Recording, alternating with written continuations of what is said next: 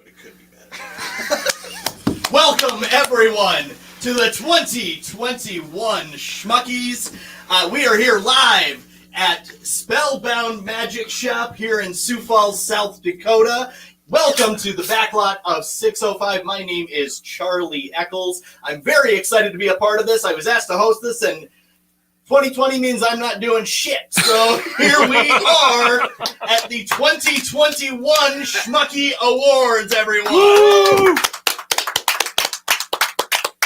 All right, in all seriousness, make sure to follow us on Facebook, Twitter, Instagram. And today we are live on Facebook and YouTube for the 2021 Schmuckies. I am sitting next to our panelists for the day, Mr. Blake Ginithan, Derrick, I'm not remembering your last name. Veurink, and Brian Mensing, sitting all across the stage here today. We are going to be choosing the winners of our 6 categories with these 3 panelists, and I'm very excited. Also, we have comedian from Sioux Falls, South Dakota, Mr. Zach Dresch is in the house. Give it up. Woo! Yay me! I'm an ass! And last but certainly not least, we have literal magic going on tonight because we are in a magic shop for Spellbound, and Mr. Travis Nye will be performing live on this show. So stay tuned for more, ladies and gentlemen. All right. Now, a big thank you again to Spellbound for hosting us. They have been hosting every one of our live shows. They are on the corner. This is Marion, correct? Yes. Yes, we are. They are on the corner of Marion and 41st Street here in Sioux Falls, South Dakota. Make sure to check them out. Check out all their social media as well. And stick around for Travis's magic. But again, I want to give a big round of applause for the people that are in here to Travis for always hosting us, always being extremely hospitable. Let's give it up for Travis, guys. Now, a big thing here tonight at the Schmuckies, we will have 6 categories. The winner of each of those 6 categories will be walking away with the Golden Thumb. Ooh. We'll announce every single one of the nominees. We'll give a few minutes to our panelists to discuss and decide who the winners are going to be. And that's exactly how it's going to go. However, we really want to promote the fact that we are live on Facebook, live on YouTube. You definitely need to be interacting with one another because that's why we're here, ladies and gentlemen. That interaction has been missing for the entirety of 2020. Now, the one thing that I will let you know is that I am holding in my pocket, should there be a tie, I have the tie-breaking vote for each of these movies, so that may be coming up as well. But a little bit of an opening words here for you guys. We are obviously all big cinephiles. We are happy to be around one another in person. However, we do miss the people. And 2020, what a year. Am I right, guys? Mm-hmm. Wrote down a few things that I just want to talk to you guys about here for you. It's been a ride, and really 2020 isn't quite over here, to be honest, here for you. As most moviegoers, 1 year ago, we started the year, as we always do, by rewatching the trailers and mentally planning our year of moviegoing. As the beginning of the year progressed and as COVID-19 started to wreak havoc, biggest bad guy of all time, started to consume everything, it became very evident that some of the preparation that we had was going to go away. 2020 was, just to put this into perspective, 2020 was the first year that the Marvel Cinematic Universe did not release a movie since 2009. So it's been a... Yay?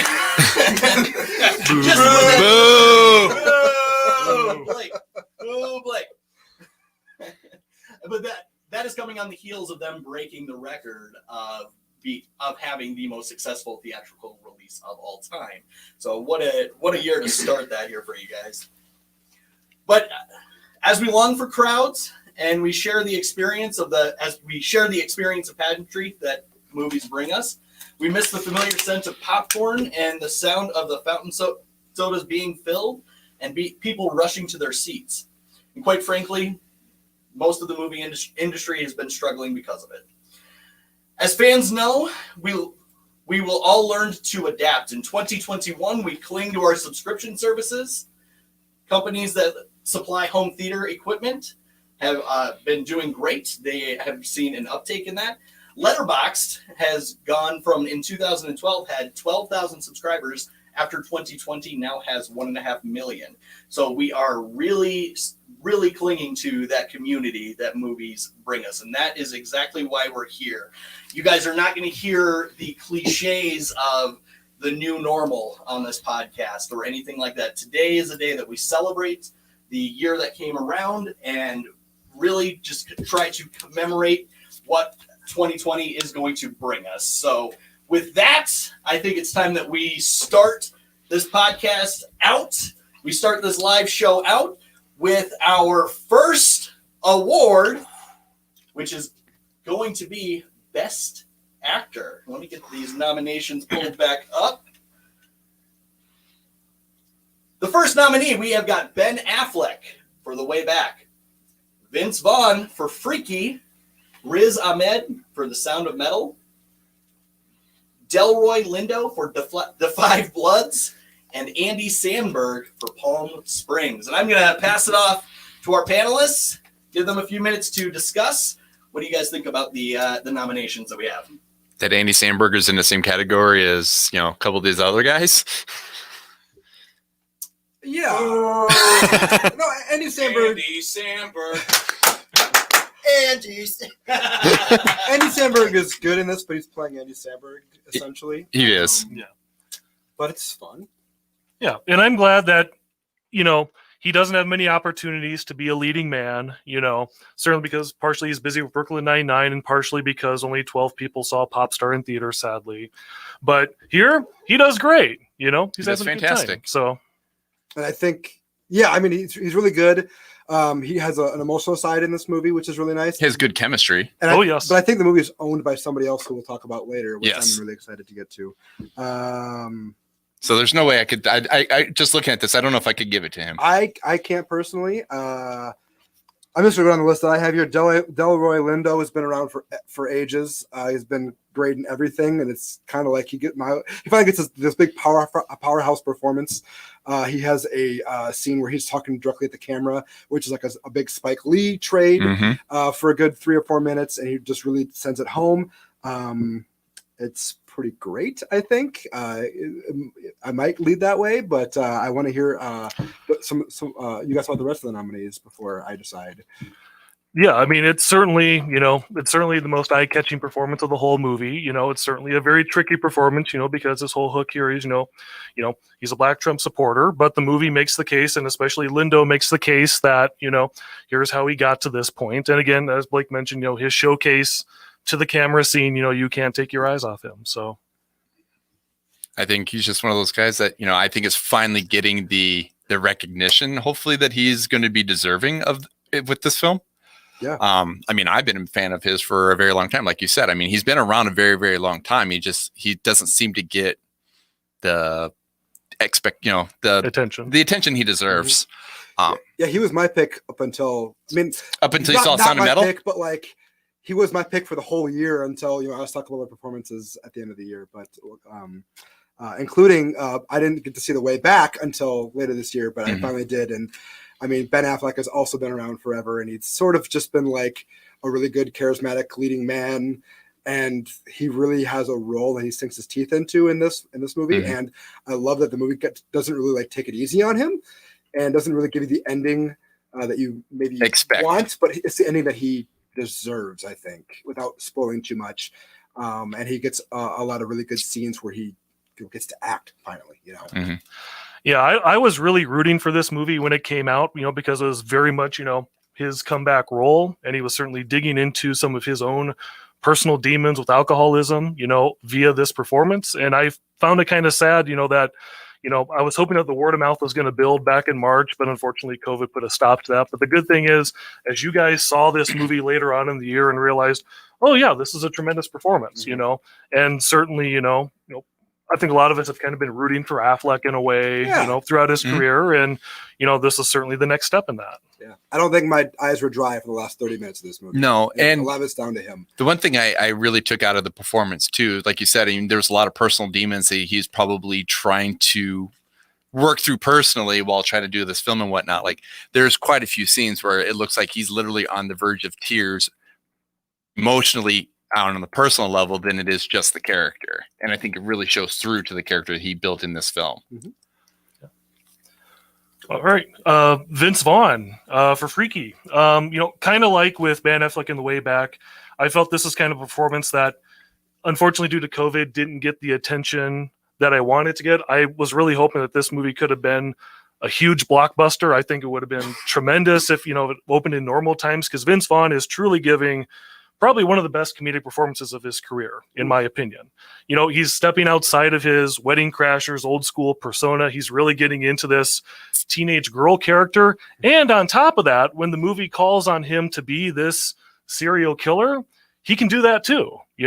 He's really, a very overall entertaining performance, and, I could hearken this as kind of a comeback in its own way, but we'll see how that goes. Yeah, it's his career's had a reset over the last 5 or 6 years. That kind of began with maybe the Craig Zoller movies, maybe not, but he's been doing a lot of interesting things. It's really cool to see him get recognition now, finally, after being the big dumb. Because he started off as the wise, the really fast talking guy in Swingers, and he had this this potential big career trajectory, and then it kind of waned after doing some of those Christmas movies like Fred. Did he do Fred Claus? He was in that. He did Fred Claus and Four Christmases. Yeah, and so it's cool to see him have this comeback trail, kind of like Ben Affleck in a way. Mm-hmm.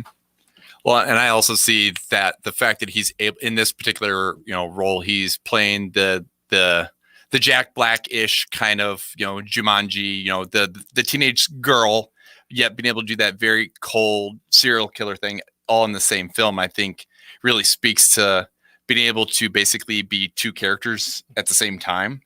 And I do want to call out, we've said this before, but the scene where he's in the back seat of the car, where is such an incredibly tender moment, and I still don't know how the heck he pulled that off, but it is absolutely incredible. If you've seen the movie, you know what I'm talking about. I'll just leave it at that. In one take. I mean, yes. You guys have one other nominee that hasn't been talked about in Riz Ahmed, though. Oh, yes. I want to hear about that. Yeah. Oh, boy. This is quite a performance. I mean, Riz Ahmed's never bad. He's great in everything he does. He did what he could with the material. Yeah, sure. But this feels like a performance that really he's able to get into a character that you empathize with, and a lot of that has to just do with him. And I think if there's any other actor that was in the movie, I don't think it would have worked. And I think he's in almost every single shot of the movie. Mm-hmm. Yep. And sort of his bullheadedness until the last scene, actually, it just really sends the whole thing home. It's quite a remarkable performance. I mean, the entire movie is him. Yeah, I mean, you see it in his like every single scene. You see, where he's coming from. How he's, desperately trying to cling on to every last sense of normalcy in his life, even though, he's resisted until the very end to know that that's a failing effort in its own right. Mm-hmm. And you feel that dread through his performance, like, oh, come on, don't do this. Mm-hmm. But, Yeah.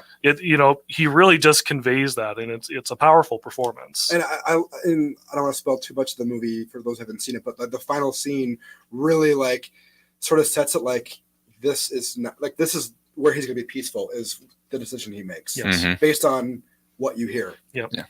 And I will certainly say, just even going into it, I'm going in completely blind. I'm not even knowing what the film was even going to be about.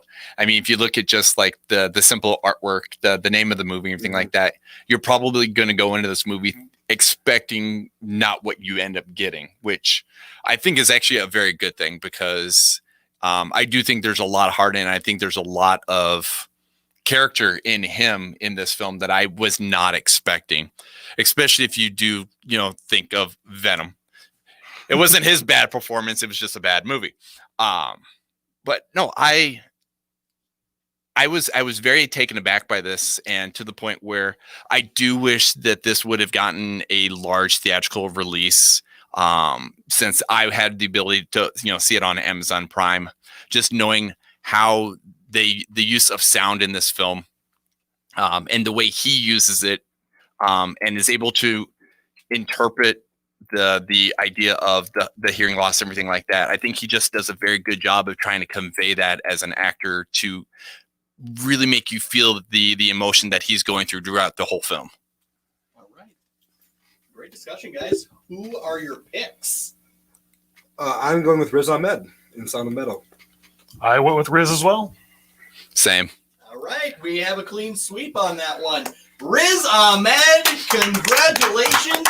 You are the first winner of a Golden Thumbs Up Award in 2021. Ooh, yeah. All right, guys. On to our next category. We are moving on to Best Supporting Actress. Our nominees, we've got Emma Louise Webb in Host, Samara Weaving in Bill and Ted Face the Music, Marissa Tomei in The King of Staten Island, Amanda Seyfried in Mink, Olivia Cook, Sound of Metal. So second nomination for Sound of Metal. Go ahead, guys. I'll let you guys lead this all up. All right. First off on the list here, we have Emma Louise Webb from Host. Certainly for all the actors in this movie, it's a big challenge to pull off material like this because you're trying to act through a Zoom chat, which is tough for anybody. And I've seen a number of projects over 2020 where, actors have had to rise to that challenge. And it's another thing to try when you're, being threatened by an evil spirit. So that doesn't help either. Not in life either. Fair. Right, Casey? I'll be honest, I don't even know who she is in this movie. The blonde in the corner. Okay. Yeah. I mean, I think there's just like a lot for me. There's a lot of girls in this movie, and they're all crying and screaming, and I really didn't. I couldn't differentiate between any of them. I'll be honest. I was trying to be diplomatic as well, but I will admit I didn't see how she's set apart from any of the other actors in this movie either. I know. Sorry. I know. Sorry for the people in the crowd who. Yeah. What are you talking about? There are people who voted for this movie, and that's fine. But I don't remember really who in this movie. So. Who do you guys got next? Yeah, I'm good with that. Listen, I'll be honest. It doesn't get any better. All right. Samara Weaving, Bill and Ted 3. Certainly, as all of us were very excited going into this movie, certainly, it was going to be a challenge, to try and live up to, like, how do you effectively portray the daughters of Bill and Ted?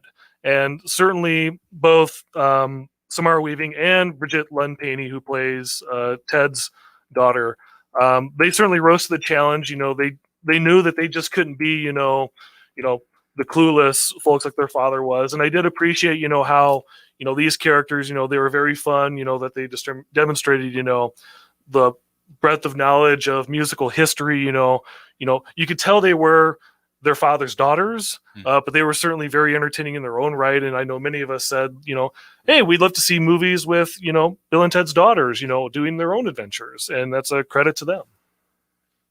I wish the other girl was nominated. I completely forgot Samara was in this, so I'm not voting for her. For sure. Wow. What are you talking about? She was on my short list as well. Yeah. If only because, she does everything that Samara Weaving does, and she gets to do a Keanu impression. She does a dead-on. She has the look. It is amazing. Yes. I'm over here going, I'm probably the one that's probably the biggest like Bill and Ted fan over here, and I forgot to nominate her as well. Wow. Because I think part of it was just this voting academy is just what were we thinking? But no, because like I will watch anything with Samara Weaving in it because I think she's really good at what she does, and she's very dynamic in that respect. I think she pulled off being her version of Bill pretty solid. Can I play a She's better in Guns Akimbo. Can I play you are correct on this? Like Samara Weaving has been kind of an up and comer for a long time, and I feel like had not everything not happened in 2020 the way that it did, we'd probably be talking about a role that she's going to be playing and being excited about it. I feel like this is my opinion, but I almost feel like this is almost like you're not going to win, but you're going to get there someday. Yes. Kind of thing. Is that fair to say? Oh, I Up-and-coming agree. talent. Yes. All right. Marissa Tomei. Yes, Marissa Tomei. Certainly, you know, when you're Pete Davidson, you have the clout to cast your mom in a movie. And When you're Dead Apatow, you have the clout to cast Marissa Tomei. And you cast Marissa Tomei. I mean, a lot of your work's done right there. But, you know, she makes this character very effective, you know, in her own regard. You know, like, you know, she's trying to achieve her agency, you know, trying to rebuild her life, you know, trying to start up this new romance with Bill Burr, and also trying to, you know, not so subtly push Pete Davidson out the door and try to get him, you know, to mature and grow up. You know, she's very, you know, very charming, very fun in this movie. You know, certainly the full package. Yeah, I feel like Marissa Tomei is still having to prove her Oscar win was not a fluke. Right. Even to this day, like she's, you know, really good in this. She did that Sidney Lumet movie years ago that was really good. And of course she's great in the Spider-Man movies as well. But yeah, she's really good. I agree with everything you said. She has great chemistry with Bill Burr. And of course her spats with Pete Davidson are a lot of fun to watch. I almost said Andy Samberg for some reason, but yeah. Well, I mean, I completely agree with the chemistry that she has with Bill Burr. But I think also the same with being the mother and being the chemistry that she has opposite Pete Davidson, because I mean, it's probably not an easy feat to be, you know, to be acting up against him, because there's a lot of people. It's a give or take relationship with Pete Davidson. And this is kind of one of those movies that had the potential of failure. But I think having her in the role that she was, I think is what helped elevate this film to the caliber that it is. Yeah. All right. Olivia Cook. Certainly she's crucial to the success of Sound of Metal, especially that first act, you know, where, you know, she's, you know, coming to terms, you know, with Riz Ahmed's new reality, you know, and certainly feeling, you know, the pains for him, but also realizing, you know, the failures that'll come from the decisions that he's making in this scenario. And, you know, and she gives a real heartbreaking turn, you know, with very minimal screen time. Yeah, she probably has the least amount of screen time of these 5 nominees. Yeah. And, you know, certainly what she does with that, you know, in the first third, and then when she comes back in at the end, you know, it's, you know, very powerful, very, you know, you feel for her in those moments. It's also not like in this movie, like I feel like it easily could have like been overplayed. Like she could have gone like to a 10. Hysteric. And she's like at a 5 or a 6. And I think that is what made me nominate her, because I think she kept it at a reality of some kind. I'd have to agree with that. I mean, also too, it took me until halfway through the movie to even realize, you know, I recognized the name, but it just wasn't coming to me. And just because like the makeup and the way they had her rock star look at the very beginning of the movie, I didn't even realize this is the gal from, you know, Ready Player One. Yeah, you know, I forgot about that too, actually. Well, yeah. I mean, and to go from something like that to this, you know, I think speaks volumes to what she brought to this character. That I think her opposite Riz was, I think, very fantastic. And I think you're absolutely right. I mean, she doesn't have a lot of screen time, but the screen time that she has, she completely, you know, is completely supporting and owns everything that she's a part of. Yeah, the scenes with her and Riz Ahmed are very, very powerful. Yeah. Yeah. And speaking of transformative, you've got Amanda Seyfried here in Mank, who's basically, you know, rising to the challenge of trying to portray one of these 1930s, 1940s starlets, you know, grinding the gears in the studio system, you know, being, you know, taking advantage of, or at least, you know, shielded, you know, in uncertain ways. And it's certainly, you know, to rise to that challenge, as well as the challenge of, you know, doing it for David Fincher, who, you know, if he's going to ask you to do this, you got to do it right. And, you know, certainly she's, you know, probably the most stunning performance in the movie, I would say. Yeah, the rumor is like she had to show up for like 3 days to do one scene where she didn't have a word. And David Fincher just kept make her doing takes over and over again to where, yep. And it was a week's worth of work where she didn't even say a word. So there's some boo that. Definitely boo David Fincher. Yeah. she's good in the movie. Wasn't one of my nominees, but her another career that's sort of like she kind of vaulted into like the Mean Girls thing, and who would have thought that she'd be like the best actress out of that entire crew? I mean, everyone kind of thought that Rachel McAdams would have been the one, but Amanda Seyfried is the one that's really surprised me the most. She's had a very interesting trajectory in terms of her career. I love Rachel McAdams, by the way. Thank you. Okay. You're welcome, Sam. But one thing I think that works to Amanda Seyfried's favor for this film is that she's able to pull off that look, that 1930s, the glamorous look and whatnot. The look and that talk. Yeah. I think that's the biggest thing. To be opposite Gary Oldman, and for the fact that he's been acting probably longer than she's been alive, I think it certainly takes a bit of credit to realize that you have to have somewhat of a chemistry and to be able to bounce off of that much history as well. I will say the movie lights up whenever she's in it. Oh yes. Yeah. All right. Well, we're going to start with Brian this time. We're going to work down. Brian, who's your winner? Out of all these, I honestly have to go with Marissa Tomei. I'm going to do Olivia Cook. Ooh, this is tough because these are like my two picks. So, as in like out of the ones here, gosh, Glad we started over here. Make it hard for him. This is tough. I think I'm gonna go for the more impactful over less time and do Olivia Cook in Sound of Metal. All right. That means 2 out of 3. Olivia Cook, Sound of Metal, taking home the first 2 awards. And the second Golden Thumb goes to Olivia Cook. All right. Ladies and gentlemen, we are going to take a quick commercial break. Yes, I said commercial break. And coming up next, we have got the comedy of Zach Dresch.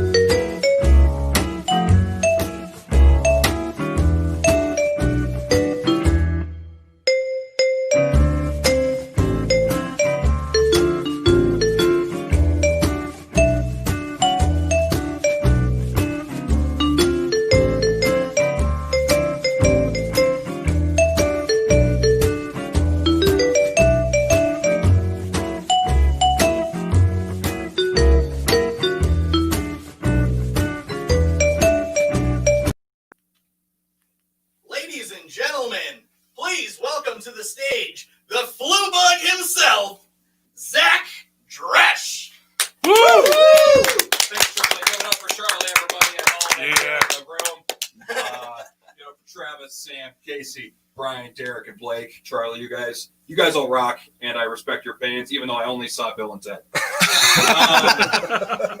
Sequels are my thing, nothing else is. All right. Thanks for having me. I can't wait for the Lifetime Achievement Award section in the middle for Shaq for his role in Kazam. I'm excited for that part. It's going to be very cool. I'm very excited about that. Yeah, this is fun. I'm excited. I'm Zach Dresch, if you guys don't know who I am. And I am the legitimate love child of Bob Ross and Richard Simmons. You're welcome. I can paint and exercise, can't do them both at the same time. You see how I look. Anyways, you're thinking about this. I know you're thinking. You're thinking this is either a female Kramer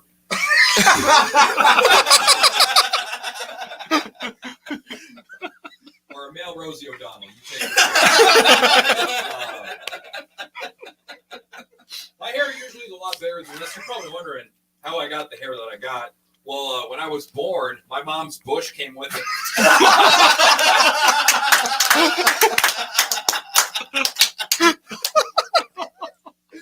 And somehow her tits as well. I don't know. It's kind of weird. A little strange. We'll get over it. I also get told all the time I look like Art Garfunkel, Paul Simon's partner. Not like life partner. That's weird. I think it'd be kind of weird if someone walked up to Art Garfunkel on the street. They're like, "Hey, you look like that guy from Sioux Falls, Zach Dresch." And then he'd be like, "Oh God, the comedian! I gotta cut this hair. Goddamn." So, like Charlie said, I am the flu bug. I play this character on billboards and TV that wears a gray sweatshirt and gray sweatpants. I walk around and I lurk at people and creep them out and encourage them to get flu shots. And I gotta say, not a great year to be a virus spokesperson. I get blamed more for COVID than people that actually had it. The first time I actually got recognized as the flu bug was in a public restroom, which is really difficult to do when you're in a single stall. I was washing my hands, just doing my own thing, and this really old guy just walks up and he goes, "Hey, what are you doing?" "So you're washing your hands. Flu bug wouldn't do that." I'm like, "You know what? You're right, sir." So I coughed in his face and I left. Gotta stay in character. Gotta stay in character. A friend of mine likes to call me the Jew bug because he thinks he's hilarious. And he's also an African American that works at Cracker Barrel, and I thought that was funny. No politics tonight. Got it. All right. Fair enough. It's been a new year, and I started off with a new job. I quit my job in retail at IB for 10 years. I'm very excited. You guys worked in retail in the past? Yes. Right at home, I assume a lot of you have. Answer me this question. Did you ever work so many nights in a row that when you start working days again, instead of saying, "Have a good night," you say, "Hey, Nana, where you going with that schnapps, bitch?" I'll follow you to your car. Don't make me think I won't. But no, I worked in the wine and spirits department for the last 5 years, and you see a lot of interesting characters in the liquor store. That's for damn sure. I got a lot of the same people in every day. It's kind of like the TV show Cheers, but way sadder. They all walk up to you. They're like, "Hey, Zach, I feel like I see you here every single day." And I'm like, "Yeah, well, maybe you should drink less, buddy." Put down that Ciroc. Take care of your kids, okay? Life lessons from Zach Dresch. But in my downtime recently, I've had some downtime. I've been watching a lot of old school behind the music specials from VH1. Yes. VHS tape and put on YouTube. Yes. Very crappy quality. My favorite part is when every artist, their career down point happens towards the middle of the episode, and the narrator goes, "And that's when REO's Speedwagon ran out of fumes." Like, they haven't done one in a while. Like, with these newer bands, I'm curious how they do it. It's just like, "And that's when NSYNC fell out of sync." There was only one direction they went.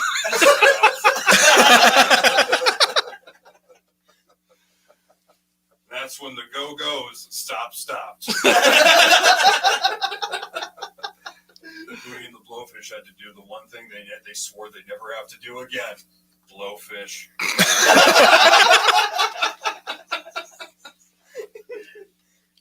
Darius Rucker's just like, "Why do I have to do this?" That's what I think he sounds like, Tom Brokaw or something. Congrats on your retirement. So I've got plantar fasciitis. I don't know if you guys know what that is, but that's when all the plants in your house are fascists. That's not what it is. It's foot pain. It's really bad inflammation with foot pain. It's not fun. And I was talking to a friend of mine about it. I'm like, "Why do you think I have this foot pain?" And he goes, "Well, not to sound like a jerk or anything, but do you think it's because of your weight?" Ugh. First of all, up yours, right? Second of all, yeah. I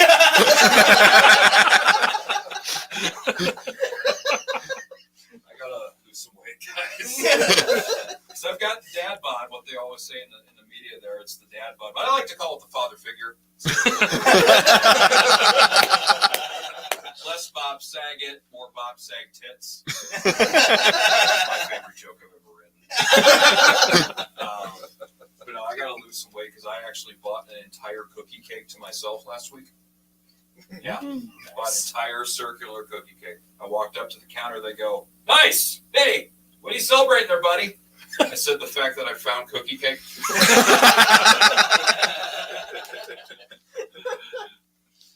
Why are you staring at me? Ring it up, Ron. Well, I'm going to close with this real quick. I've been selling new merch called the Gronies. These are T-shirts. This next set of jokes are called the Gronies. These are awful one-liners that mean a lot to me. That's all that matters. You can laugh. You don't have to. I understand they're really bad, but that's the point of the Gronies. You can either groan, yell, son of a bitch, whatever you want to do, and buy my shirt. Hit me up on social media, whatever you want to do. I wore this shirt for promotion purposes because I'm a shameless douche. And, yeah, here's a few of these jokes. You guys ready for a few of these? Yes. Yeah. All right, first joke. Someone drove their car into Minerva's a couple years ago. When asked why they did it, they said, "Well, you know, driving my car downtown makes me nervous." Son of a bitch! Thank you, Sam. That's the answer I wanted. What kind of candy is never punctual? Choco late. Okay.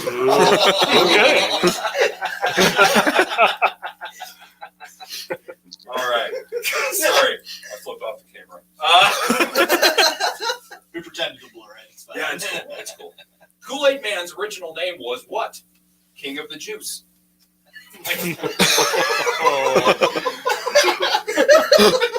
Oh no!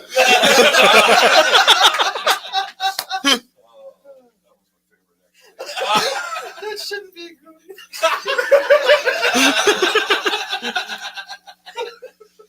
What do you call a crime-fighting duo that consists of Old MacDonald and a famous female British singer? The Farmer and Adele. I take it back. That one's my favorite. What did the directors say when they finished the Mummy film? That's a wrap. What did the directors say when they finished the vampire film? This better not suck because there's a lot at stake. You got us twice, guys. And what did the director say when they finished the Frankenstein film? You know, I really hope people understand the underlying allegory of a man's unfettered quest for knowledge and how pushing the boundaries of science will inevitably lead to man's self-destruction as he attempts to play God. Son of a bitch! I just hope no one bolts out of the theater, you know what I'm saying? Oh, snap! That one crushes with English teachers.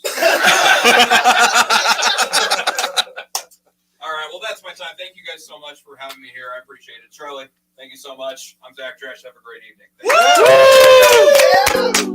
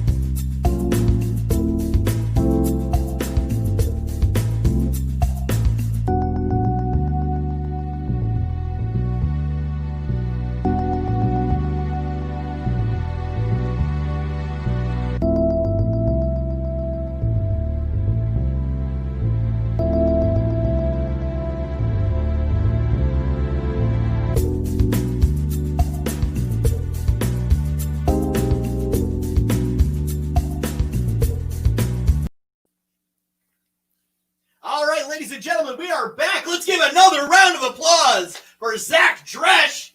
Himself, ladies and gentlemen. Make sure to find him on social media so you can find his shirt. Purchase that Gronies t-shirt right now. We are live here from Spellbound Magic Shop in Sioux Falls, South Dakota. We've already chosen 2 of our 6 winners tonight, and we are on to our next category, which is Best Supporting Actor.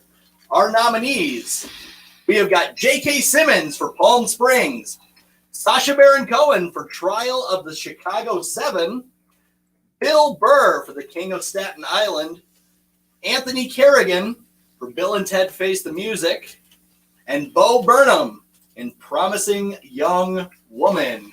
I'm going to kick it back off to our team of panelists. Whoever wants to start.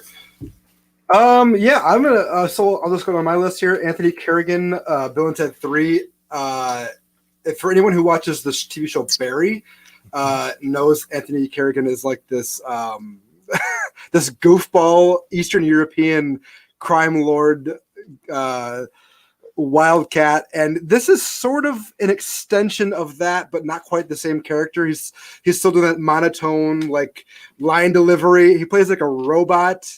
What's the name of the robot in this? Dennis. Dennis. Yeah, he's so good.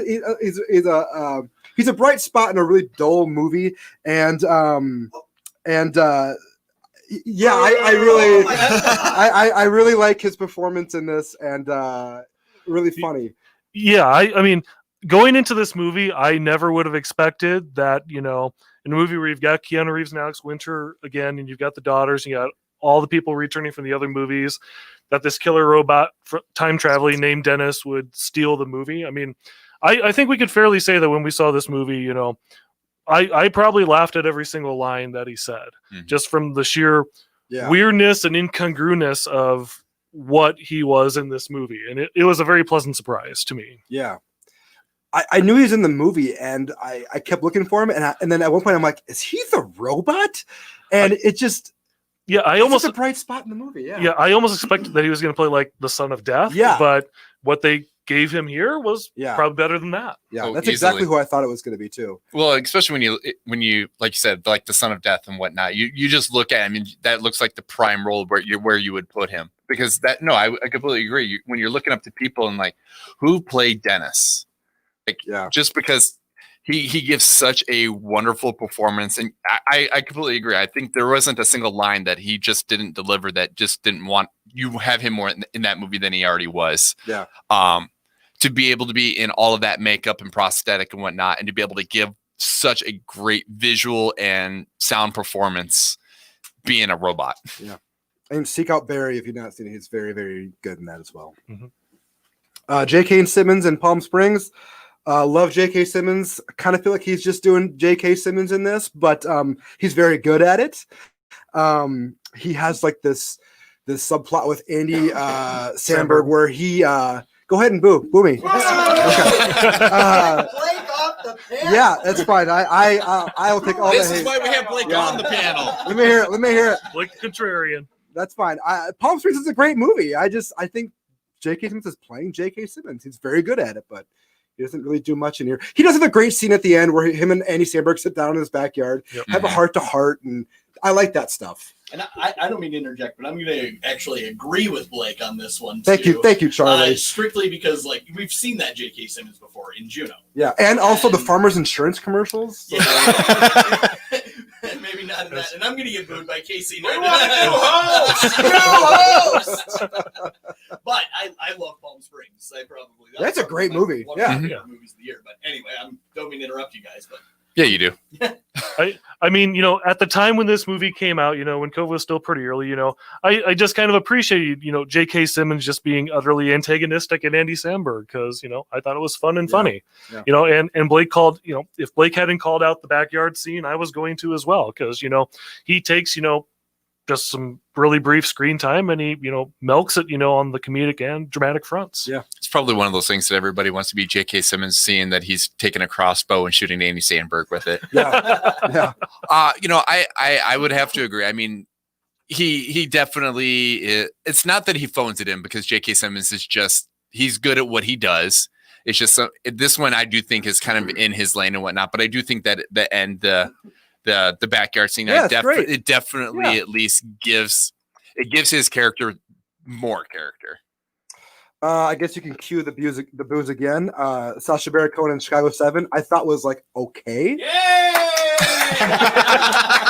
My nominee was Mark Rylance, who I thought was phenomenal in this movie, and it was my choice. But he's not on the list. But Sacha Baron Cohen has a lot of fun in this. He gets some stand-up time, like literally in the movie. He has some great jabs in the courtroom sequences.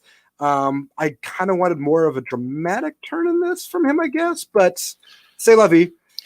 For Cohen, this is dramatic. Yeah, for the record, my nominee from this movie was Frank Langella. Also great. Yes. How did he get on this list then? Great question. We'll have to investigate that. Yeah. Casey? We have our La La Moonlight moment here, I think. I think so too. I do want to call out, though, that, if you guys don't remember, this movie and Borat 2 came out within like 6 days of each other. Mhm. Oh, wow. And just to show kind of, the quasi range that Sacha Baron Cohen has. Very true. We think of it as Borat, but I kind of liked how he had, the anarchic spirit, that this movie kind of needed in that role. Yeah. And by that measure, he did what he needed to do. Yeah. So I'm fine with this. Sure. I would have to agree. I mean, in terms of, the time frame of what we're taking here, and to kind of pull off the hippie vibe, I don't think there's very many people I think would have been able to pull it off kind of in the way that he did. And I agree. I mean, the fact that we've got Borat and this coming out within a week of each other, whatever, definitely shows the range that he has. I think his accent threw me off. Because it wasn't He just lays it on so thick in this. right. Yeah. But the one thing I did appreciate about this and his role in this is because, like, if somebody would have told me even a year ago, 2 years ago, before this was even made, that we're going to have Sacha Baron Cohen in an Aaron Sorkin film, It's true. I would have been like, you're on something. But he's able to deliver exceptionally well. I mean, to be a part of the ensemble that he is, he does a fantastic job of not overshadowing. He's not pulling the Borat over everybody else. Yeah. Nope. Yeah. I mean, He modulates. it's very true. Yeah, that's a good point. It's a very good point.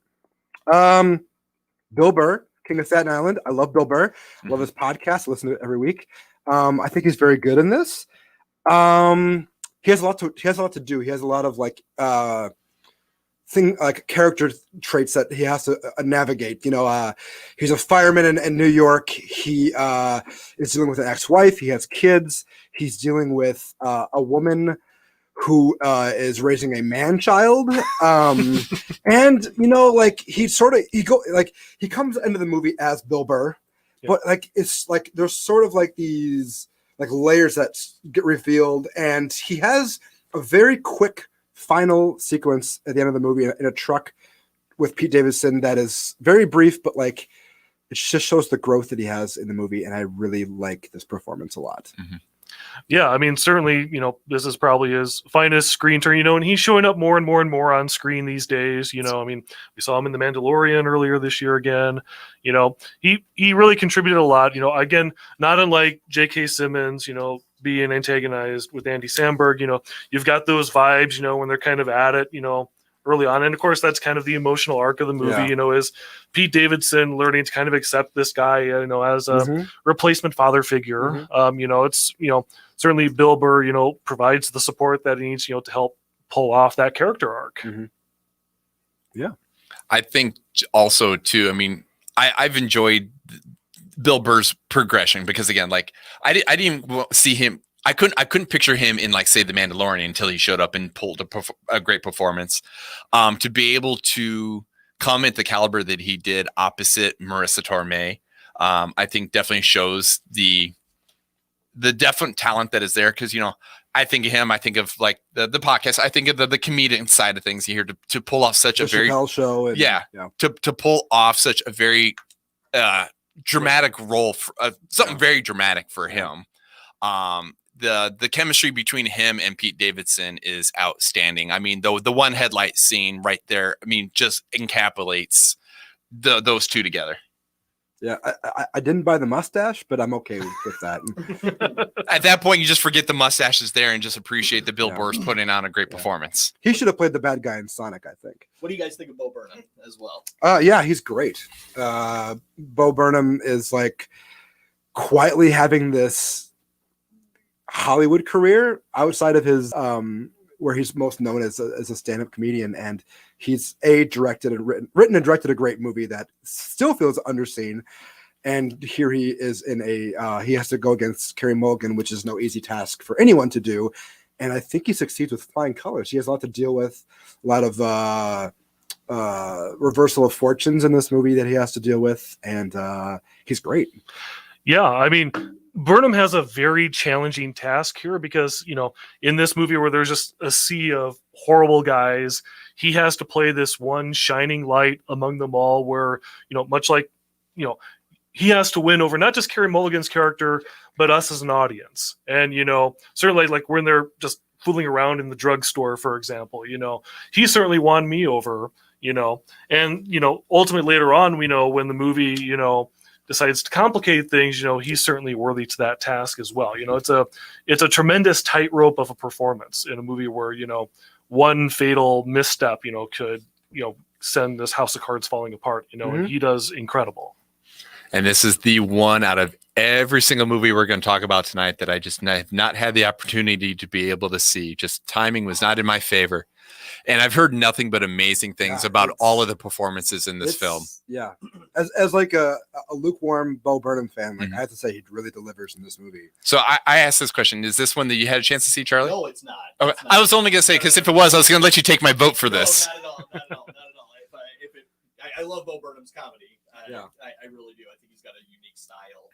So him transitioning into film is a really interesting take because I think he's more. He really teeters on that edge of artist and comedian, and I'm really interested to see the movie though. Yeah. So, all right, who do you guys got? Who are your winners? I'm gonna start with Derrick on this one. Burnham is my guy. Okay. Wow, I'm gonna go with Anthony Carrigan and Bill and Ted 3. Wow. I can't go for Burnham because I can't rate on a performance that I haven't seen. Yeah. So that's unfortunate for Derrick. Yeah. Out of all these here, for me it would be a flip between Carrington, if I can talk, and Bill Burr. Go with your heart, man. I got to go with Bill Burr. Wow, boy. Here we go. We got our tie, ladies and gentlemen. So put your Teen Wolf wearing shirt down. The first time that we're using this tonight for best supporting actor, our tiebreaker, and the golden thumb goes to Bo Burnham. Whoa! Do you believe, ladies and gentlemen, Bo Burnham walking away with the golden thumb? We are halfway through our show, ladies and gentlemen. We have the worst cameraman ever, as I did. Oh my God! Sorry, Charlie. Yeah, you should be. I love you. You should be. What is everybody saying on our social media so far here, Casey? We got a bad cameraman. Bo! I hope you guys are at home. Bo Burnham taking home the golden thumb. Moving on to our next category, which is Best Actress. Our nominees, we've got Elizabeth Moss in The Invisible Man, Carey Mulligan in Promising Young Woman, Betty Gilpin in The Hunt, Maria Bakalova. Did I say that right? Bakalova. I feel like I've heard that a few times, and It sounds like a Norwegian dish. My apologies to her for Borat, subsequent movie film, and then Kristen Milioti. I'm saying that wrong too. Am I? No, you got it. Yeah, for Palm Springs. I'm going to interject on these nominations here because I think Elizabeth Moss does deserve a nomination, but I believe that she would have earned it with Shirley. In my opinion, did you guys get a chance to see that? No. You can't be serious, Charlie. I do recommend that one, but we can discuss that another time. Yeah. Surely we can. Yeah. Yeah, I would. Surely we can. But I'm going to pass it on to you guys, and so we can discuss this. All right. First up, Betty Gilpin for The Hunt. The Hunt is a movie that swings for the fences when it comes to social commentary. and it doesn't land every satirical blow that it wants to, but I still can't deny that Betty Gilpin kind of gives, a truly, I mean, even though she's been known for things like Glow, she really gives a star-making turn here as kind of this, like anachronistic, element to this whole Most Dangerous Game element, like this whole take no crap vibe, unamused by it all. And I certainly enjoyed seeing her weave through this narrative. Yeah, I mean, Derrick said it best. It's a star-making performance. I mean, she's done a lot of great work other places, but this just feels like an arrival for her. This would be one of those ones where myself personally, she must just be in a blind spot that I have that you don't even know who she was, but enough of a performance here that makes me go, I need to know who this person is, because I think this was a fantastic performance to basically hold this entire film. Because I went in this film knowing all the familiar faces that you saw in the trailers and the promotional art, to realize that those famous faces last you all about 2 seconds. Yeah. Yep. And she's able to shoulder this film through the entire thing. Kristen Milioti, as a hardcore How I Met Your Mother fan back in the day, I really, really loved her performance as the mother on that show. She was kind of doing like what Bo Burnham was doing in Promising Young Woman, which is like playing this character that, the audience can't do anything, but they can't not be on her side. And unfortunately, the show kind of let her down in that regard because she couldn't interact with anybody. So when she came across as the lead in this movie, and really getting this showcase part, I was ecstatic, and certainly getting to play, this Groundhog Day type material, certainly she's up to the challenge, and certainly the chemistry with Sandberg is there too. I was just really charmed, to finally see her get kind of a role that really got her some attention. Yeah, I first noticed her in the Black Mirror episode where she was stuck in a Star Trek nightmare, and she's the lead, and she's very great in that. And when I saw the trailer for Palm Springs, I was like, oh, it's about time she gets a leading performance. And I agree with everything Derrick said. She's just like, her ability to sort of reset every time the movie resets is pretty incredible. She's got like these incredible eyes to look into as well, and so she really like just sends home her emotions. And she is the movie for me. Like, she's the best part of the movie. And if it wasn't for another person in this list, I'd probably be voting for her. Sure, already show your hand. I see how it is. No, I would say that absolutely, she's one of the reasons why I wanted to see this film, just because So with some things you look at, you see Andy Samberg, you immediately think, Lonely Island, you think, pop star, everything like that. It was going to do his Andy Samberg thing. Yeah. But it was hers what drew me into that, and honestly, J.K. Simmons, just because of the names that were involved with it. Her chemistry opposite Andy Samberg, I think, is absolutely fantastic. But I'm in the same boat, actually, basically, as both of you are. My introduction to her was How I Met Your Mother, where I do feel that she was completely mishandled. Yeah. Her episode of Black Mirror is absolutely fantastic. The USS Callister is a great episode. I think that might be the best episode of Black Mirror, except for the one that won the Emmys. Yeah, I disagree with that, but it's still very great. I'm opinionated on that one. That's okay. I get it. Because it was Star Trek means absolutely nothing. Sure. But yes, I think that she absolutely owned in this, and there's only so many ways you can pull off like the Groundhog type of film and actually make it work. And I think she is a definite example of why this movie actually worked. Yeah. Elizabeth Moss, Invisible Man. Certainly, the movie is on her shoulders. She's got to convey, the fear of this abusive relationship, as well as kind of that growing, like, is she, we know she's not, we know she's not getting ridiculous. We think that the other characters think she's ridiculous when she's talking about this invisible man, but of course we know that she, she's really suffering this fate from her ex. She's really selling that abject fear, throughout this movie. And it's certainly a bravura performance. Yeah. Another one of the best performances of the year. She's just another person who's just been doing great stuff forever, and it's great to see her get a vehicle in I would say a big budget movie, but I think the budget was like $7 million. But I think it made a lot of money. A lot of people saw it. She has, like you said, she has to carry a lot of emotions, a lot of times against like nobody. And she really delivers. Yeah, I think I agree. I think that attests to the talent that she has because, she is, acting against nobody. She has to convey everything to what we mentally know is there, but not physically able to see. And I agree too that in terms of, she's a phenomenal actress, but to finally get one that is her in the leading role, I be it, if it is a quote unquote small budget horror movie, at least we're getting something where we can truly show the talent that she has. All right. Carey Mulligan. Certainly, she is promising young woman, through and through. It's a big role. It's a very tricky role.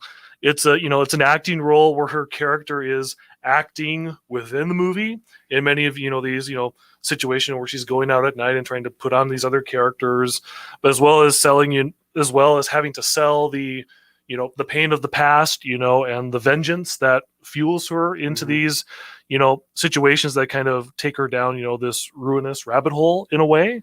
And she is up for the challenge. It's a performance you can't take your eyes off because, she is the crux of that movie working. Yeah, I think it's hard to have a performance where you don't always like what they're doing, but you still empathize with not maybe the decisions they're making, but the reasons why they're making them. And for her to make me like hate her, love her, understand where she's coming from, understand why she's doing what she's doing. It's like you said, it's very tricky. And it's one of the great performances of the year. And it's nice to see people finally noticing Carey Mulligan because she's been great for a decade now. So I hope this is like her vehicle launching pad, because she's been great for forever, and no one seems to know who she is. She's the reason why I want to see this movie. She's the only reason to see it. I mean, not the only reason, but like, you nominated somebody else. Well, Burnham's great too. For the record, I didn't, but she's like the reason you go see this movie. Like she's all over the art, she's all over the trailer, and it's just a standout performance. This is the one. This is the probably for me right now the most anticipated one that I want to see. I just wish they were playing it more than just 4:30 in the afternoon when people are working. Promising Young Woman, now available on premium VOD. And finally, Maria Bakalova. For Borat 2, I personally kind of consider her kind of the discovery of the year. You think about it, it's this unknown Bulgarian actress, picked out of obscurity, being posed with the challenge of, okay, you're going to go into all these hidden camera situations with Sacha Baron Cohen. You're going to do all these ridiculous things. Are you up to the challenge with playing with this, master improviser, as well as being put into, like some very tricky situations for those of you who have seen the movie. Certainly like when we get to the Rudy Giuliani scene, you can't a justified butte or the ballroom sequence. Yes. Ballroom. The very tricky situation, like very awkward to pull off, or like in the Giuliani scene, fearful for her life. But again, she stands toe to toe with Sacha Baron Cohen in all these pranks and setups. She's in this 150%. And I have to give major props to her for that. I think this is the reason why I love this performance is because I think a lot can be lost in translation between like cultures, and especially humor. And I feel like she really nails the humor that Sasha is going after, that the movie needs. And I think that is just why it delivers for me, is because she understands it, she conveys it, and it just works. The movie, like, I didn't expect the movie to be good at all. And for me, it's better than the original, and somehow she's better and stands out more than Sacha Baron Cohen. Yeah, I mean, she's the crux of this movie because it's the whole gimmick of Borat's And- bringing his daughter, and the movie would fall apart if Yeah, she and wasn't up to the task. Yeah, and somehow there's an emotional arc to the whole thing, Yes. and she nails it. Yeah, and a whole character arc, a transformative arc. Yeah. Oh, it took me up until a month even before this came out to even watch the first Borat, just because the funny Sacha Baron Cohen is the one that I'm a little bit on the struggle bus still on. Finally get to watch that and realize exactly what I'm getting into so I can watch this one here. She absolutely she like you said, to go toe to toe with Sacha Baron Cohen in a character that he's got very well established. I mean, they established that at the beginning of the movie where he can't even go down the street. It's an iconic character. Exactly. Nearly 20 years. And you're absolutely right. To be able to pull off what he does to the same extent, if not better, I agree. In some of these instances here, that if it wasn't for her, I don't think this film would have worked. I think this would have been just a total rip off of just going, hey, we're gonna do this because we can. And I think she absolutely is the reason why you should go see this film. Don't even go see it because of Borat. You go see this movie for her. Yep. All right, guys, who do you got? Well, how about we start? I think Blake. I think you're up. It's Maria Bakalova in a landslide. Easy. Okay. Yeah. Bakalova. Same. All right, Sweet. Maria Bakalova taking home the Golden Thumb for Best Supporting Actress. Or, I'm sorry, Best Actress. Lead Hey, actress. at least our cameraman's working this time. I know, right? All I right. work every time. We are going to take a quick break because coming up, because we are at Spellbound Magic Shop in Sioux Falls, South Dakota, Mr. Travis Nye is going to perform a little bit of magic for you. So that is coming up. Stay tuned, ladies and gentlemen.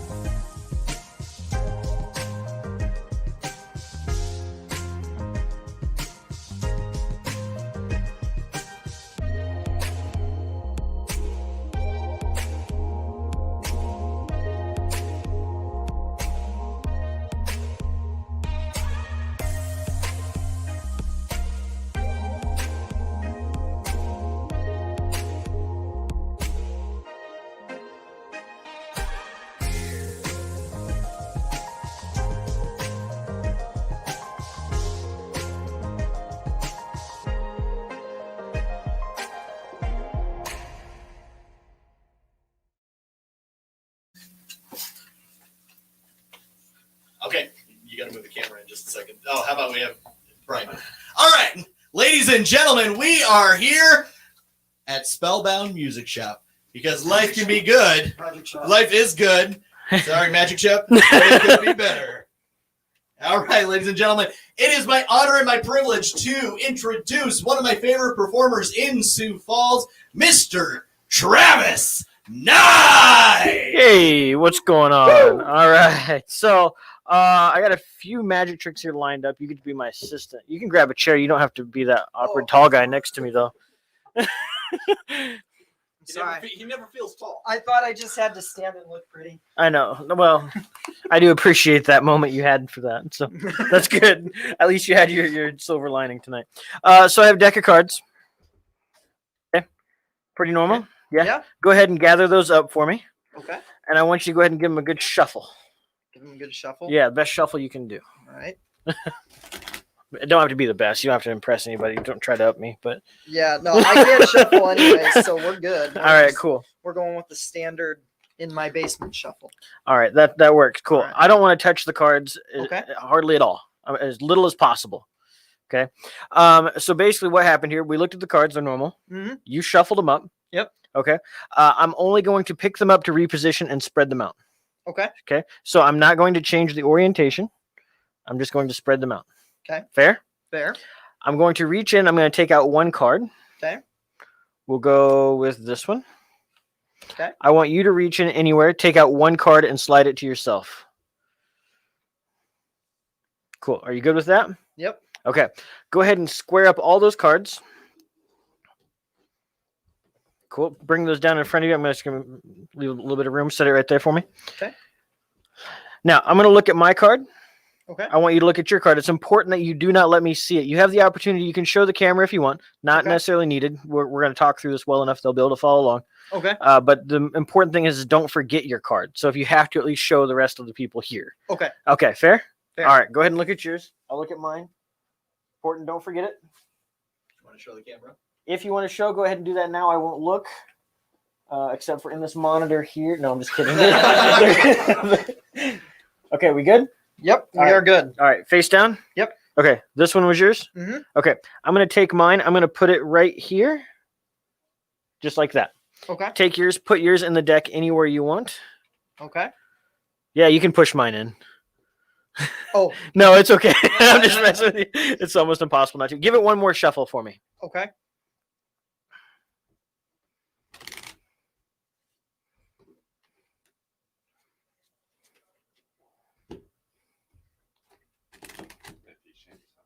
I know. I'm a terrible shuffler. All right. All right. Now, everything's been fair, legit up to this point. Yes? Yes. Okay, up to this point. This is where the magic happens, Okay. so to speak. I'm going to go through the cards. Do you know what mind reading is? I mean, yeah. Wow. Okay. So, for me, it's Well- educated guessing. What is it for you? Well, for me, it's magic. Wow. Thank you. Okay. I want you to take the cards. I took out one card. Okay. Hopefully, this will be your card. Okay. Okay. Because let's be honest, any card trick, you pick a card. It's my job to find it. Mm-hmm. It's my job to make that interesting. Yeah. Okay. So go ahead and take all the cards, pick them up. Okay. I want you to hold them so you can see the faces of the cards. Okay. Yes, perfect. Hold them up so I can't see them. Okay. And I want you to go through and pull out any card that you want, any card that calls to you, and put it face down right here. Just any card. Pick me. Cool. And then put the rest of the deck down. Okay. All right. Now, is there a reason why you chose this card? You don't have to get too detailed, anything like that. But did it like jump out at you? Is it like a favorite card? Is it? I just liked how it looked, I guess. Wow. Okay. Cool.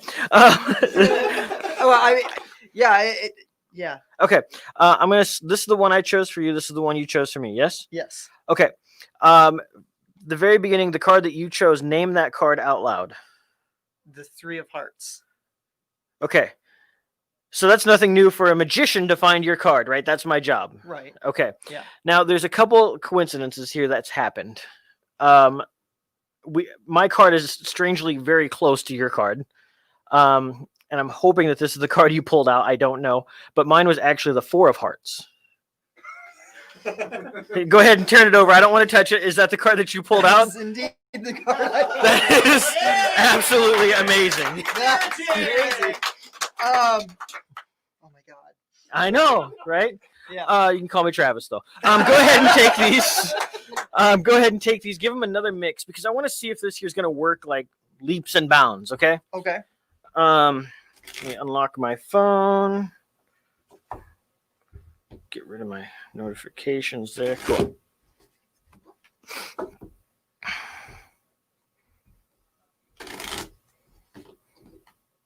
Okay. Okay. Go ahead and sit them right here. I'm going to try not to touch them as much as possible. Okay. I'm just going to spread them out. Okay. Pull out one card. Now, we're not going to look at it yet. Okay. Okay. I'm going to slide this here so that way you can hold on to these. Okay. Okay, cool. Yep. Now, the idea behind this is that obviously the trick works when it's just us, Mhm. right? I'll turn down my brightness because I know this camera can't really pick that up very well if it's super bright. But I got my phone. Okay. We're going to call a random person. Okay. I don't know who. Okay. You get to pick the numbers. Oh. Now, I have a Las Vegas area code. So if you're going to dial anywhere, even South Dakota, you still have to do the 605. But I prefer that you just punch in random numbers to make a phone number. Okay. Can you do that? Yeah. Okay, cool. Go ahead and do that. Can I just? Okay. Yeah, just punch in numbers. Just punch in numbers. You did actually get a 605, and you're doing that blind, which is amazing. Like I just seen him go. It's muscle reflex. There we go. Okay, cool. Okay. So we have the phone number. We're gonna call this. Okay. Okay. So we're gonna call. I'll put it on speaker. And I'll turn it up.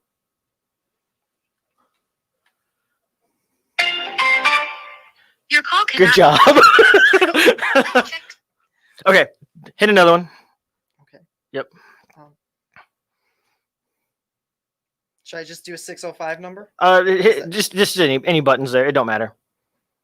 Well, hopefully it's an actual number this time. Okay, cool. Not a 605, a 643. I don't know where that is, but we're gonna try it. Okay. It's ringing this time. What did I do? I'm gonna give you the phone here in just a minute because Give me the phone. I don't want to do. Hello. Excuse me. Hello. Hello, Hi. Hey. Thanks for answering the phone. Jessica. No, this is Travis, not a girl. Thank you. Do you have a moment just to talk? I was just on the phone with my counselor. I'm waiting for. Oh, I'm sorry. Hello. Hello. Hey.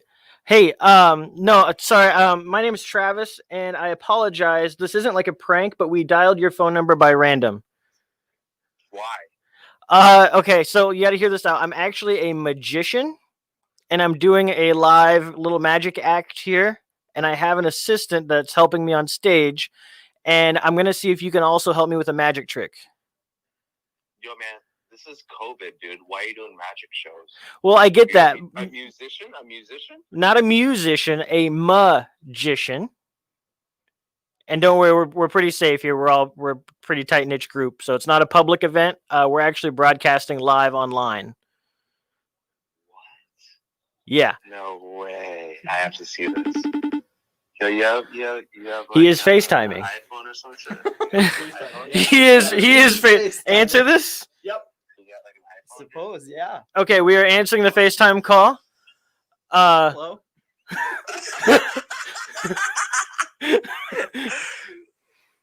Hey, sorry, this is Travis here. You're the one that's talking, or I'm the one talking to you, but this is the dude who dialed your number. I just hit random numbers, man. Why? He told me It's a to. magic He trick, told man. me to. It's a magic trick. I don't know. Yeah. Oh man, dude, I was just on the phone with my counselor. I got divorced about 2 weeks ago, so and I got disconnected by the call. So I thought you were her calling back. Oh, I'm no. sorry, dude. No. I'm actually this is much more entertaining. Cool. Well, hopefully you're not paying for these minutes that you're not talking to her. Okay. What's this guy? What's his name? I'm Sam. What's up, Sam? Happy White Claw. Yeah. Happy White Claw. Happy White Claw. That's awesome. Okay. So here's the deal. I've only got a few minutes here to do this. Are you able to help me with a magic trick? I mean, yeah, I already know who Sam is, so I don't even know what's going on. I'm down. Okay, cool. All right, you're invested. I like it. So here's the deal. I had him out of a normal deck of playing cards here. I had him take out one playing card. Okay. Okay. Your screen paused. Sorry. No, you're back. Maybe bad connection. Or I got a low battery, I guess. My goal is that you're going to be able to tell us what card he picked. What card Sam picked? Yes. How? I don't know. I'm hoping that you will just blindly, randomly name a card. It could be it could be a favorite card. It could be just any card that, if you're familiar with the deck of cards, just any card at all. Did you look at that one yet? I haven't looked at the card yet. Okay, Sam hasn't looked at the card yet, so we don't even know it yet. Is this like a regular deck of playing cards? Yeah. Yep. Because I played Pinnacle before, and there's a lot of more cards in the Pinnacle deck. No, this is just the normal 52. Yeah, a normal 52. Okay, so think of a card. I got one in my head. Okay, yep, and just whenever you're ready, just say it out loud. But Go ahead and say it out loud. The card that I'm thinking of? Yeah. Do I tell it to Sam or do I tell it to you? Oh, well, you're kind of telling it to everybody. who's that guy? My name's Charlie. I'm a famous professional wrestling announcer. Nice to meet you. Your name? John. Hey, John. You ready to be a part of Magic? What card did you pick? I was thinking of the Ace of Hearts. Ace of Hearts. Ace of Hearts. Is that locked in? Do you want to change it, or are you happy with the Ace of Hearts? Boy, I hope I don't mess this one up. Like my marriage. Yeah, I'm down. Okay. Ace of Hearts. All right. Sam. Here, let's turn here. Sam, go ahead and look at the card. No. No. No way. I swear to... What is this? What? Get out of here, dude. That's insane! John, we just did magic, I think. Yo, what just happened? I don't know. I picked this card out like 5 whole minutes ago. I mean, I gotta go talk. I gotta go talk to my therapist, dude. Am I done? You're done, man. I appreciate you. Thank you, John. Hey, Sam. Yeah. Hey, Sam. Yeah. Happy White Claw. Happy White Claw, man. I feel like he's sponsored by White Claw. Oh, he hung up. All right, cool. All right. That was awesome. That was great. Oh, that scared me so much. Cold calling. Oh gosh, my palms are sweaty. All right. Well, I'm glad that worked out. It wasn't like overly awkward. Oh, I want to do one more with you just because I think Okay. you're the perfect candidate for this. God. You may or may not know the magic that I do, but I like to do a lot of stunts. Okay, Okay. I'm on board. Okay. I like stunts. And so not every magic piece that I do is magic. It's actually really happening. Okay. Okay. So in my pocket, I should have let you reach in and get it. A pack of needles. Oh, No, you're on board. You already I committed. can't do this. Nope. No, the needles freak me out. You're with me. You're with me Are you on gonna this. Stick those in me? No. Okay, okay, No. we're good. We're good. Okay, as long as they're not going into me, I'm good. Okay. This is a I don't have to disclaimer. stick them into you. Do I? Do not try this at home. Okay. Oh, God. Too much for Blake. So it's hard to see on camera, I'm sure, but you can tell that that is a needle. That is a needle. Yeah. Yes, that is a needle. Yeah. Okay. I'll put it over the black. You might be able to catch some light off of that. Yep, we see it. Cool, right there. So the idea behind this is there's what's called yogis. Yogis are not like the yoga people, but the actual like super crazy spiritual, like into the body flexing and all about their knowing everything about their body at any moment, right? Mhm. So being self-aware of every part of your body. The easiest way for me to do this is with my hand and the needle. So if I follow these two fingers down, I'm teaching you the science behind it. This is where the bones is, and there's tendons right in between there. There's cartilage, right? Now I haven't done this for a very long time, so this is a hit or miss. We'll see. Literally hit or miss. No. So here's what I'm going to do. I'm actually going to take the needle. Oh, Travis, no. Oh, God. I'm going to sit it right here. Okay. Don't ask me to push it. I can't. No, it's okay. So basically the idea behind this is that if I were to set it on there and kind of push down with my thumb a little bit, right? It Mhm. kind of has that effect as though it's going into my hand. Yeah. Okay. It kind of has that realism going on, right? So if I were to continue pushing that just like this further and further into my hand. Oh, I watch horror movies, but I can't do this real life stuff, man. So right there, now it looks like it's even deeper. Yeah, that looks pretty real. The really, really good selling moment for this is on the palm, that when that starts to push up. And when it comes all the way through the palm. Oh my God. Right there. Okay. So it is actually through the palm. Yeah. Yes. Yeah. Into the back, through the palm. Now, this is where you come in, Sam, and I really, really need to rely on you in this part. Okay. I need you to pull this out. Oh my God, no, I can't. Though. No, I need you, Sam, or this is going to be the longest running magic show ever. I just pull it out. Well, don't just pull it out, okay? I need you to have a little bit of awareness of what's happening. I need you to understand that this is real. And I need you to pull it very straight and very slow. Are you ready? No. Here we go.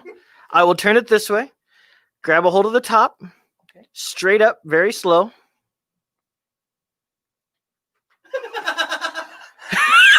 Don't stop. I won't stop. It's through the palm. It's coming through the back, out the back of the hand. That is clear. Sit that down. We don't want to. There we go. The coolest thing about this, Sam, is that there's absolutely no marks, no blood, no anything. That's it, Sam. That's it. You did great. Give it up for Sam. Oh my god! That was real? Travis. Yes. Was that real? It felt really real. It was very real. So good job, Sam. Thanks. That's it. That's all I got for you guys. Performance of the year. All right.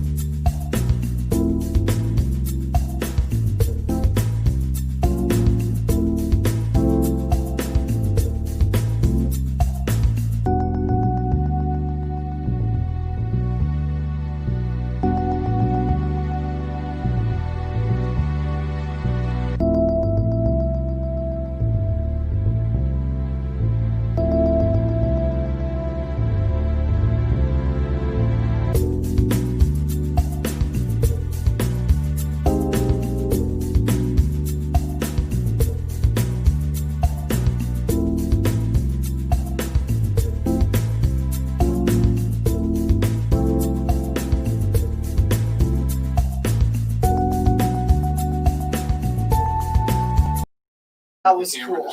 All right, we are live. All right, ladies and gentlemen, let's give it up one more time for Travis Nye. Woo!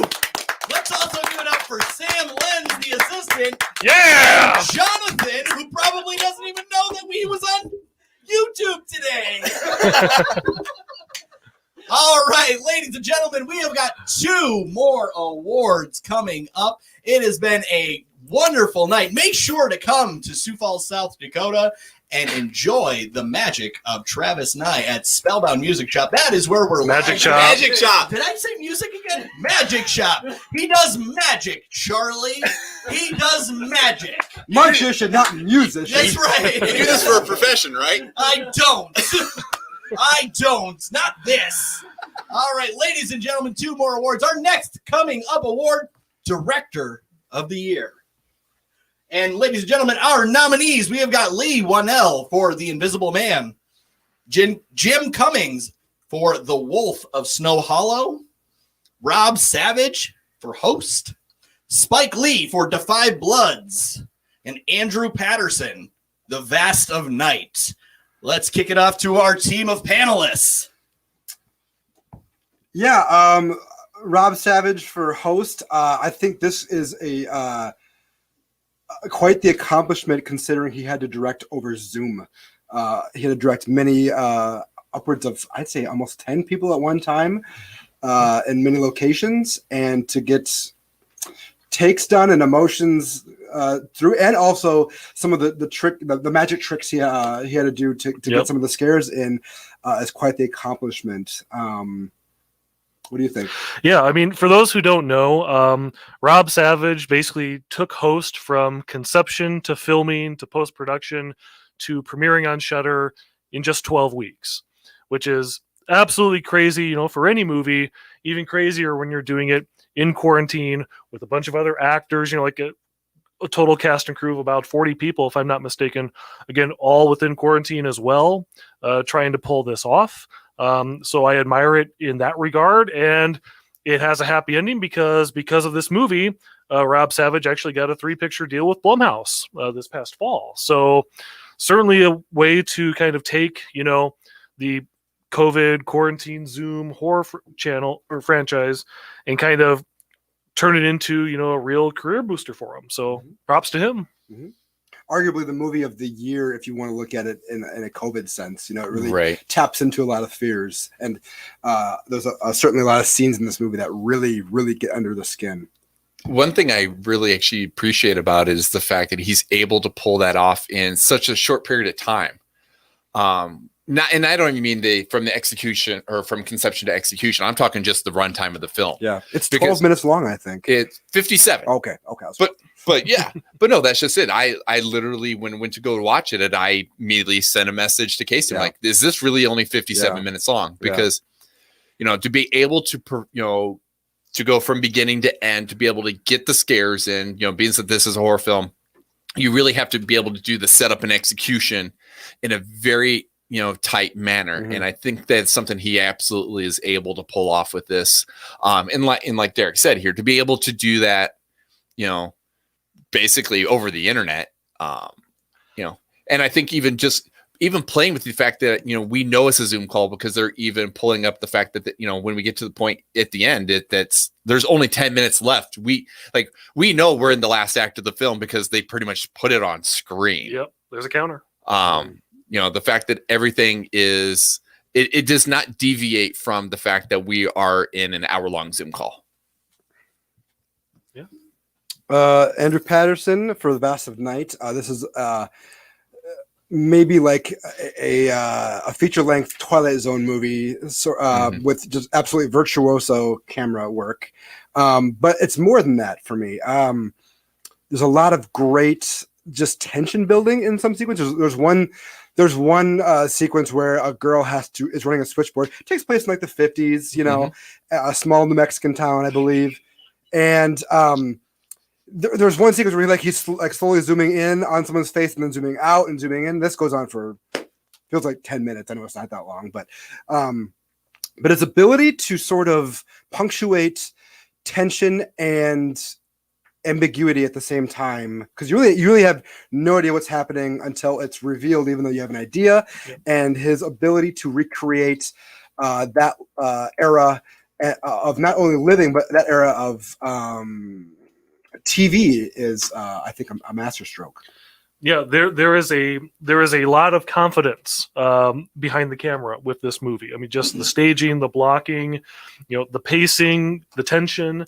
It's a real calling card of a movie, and I'm very excited to see what this guy does in the future, especially when he's armed with an actual budget. Because again, this is a very low budget film. I don't like $300,000 or something like that. Yeah, and what he was able to manifest with that is impressive.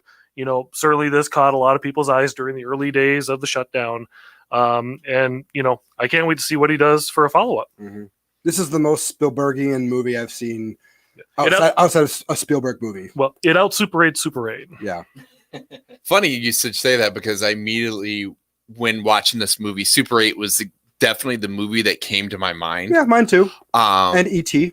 But probably not for the same instances, because looking at this movie, like I enjoyed what they were going for this movie and whatnot, but I myself actually had a problem keeping engaged. To the point where, like, I actually, in the same vein of like Super 8, actually at points felt let down. I do absolutely agree. The movie looks absolutely beautiful in terms of the camera work and in terms of the aesthetics and everything like that. It is an absolutely superb film, and I think he did absolutely, that was wonderful. But in terms of, for me, to stay engaged with the characters and everything like that, for me, there are times where it did fall flat. Okay. I don't begrudge you. It is a slow burn movie. Yeah. But I still admired what he was doing, and I was certainly one of the ones that nominated him for this, and I'm glad that he gets a nomination today. So yeah. Our next nominee is Jim Cummings for The Wolf of Snow. I almost said The Wolf of Wall Street. The Wolf of Snow Hollow. The remake of The Wolf of Wall Street. Jim Cummings pulls off the magic trick of the year. Somehow. No. Travis. That's true. Pulled off the magic trick of the year. I love it, Charlie. Let me rephrase. Jim Cummings pulls off the directing magic trick of the year for film.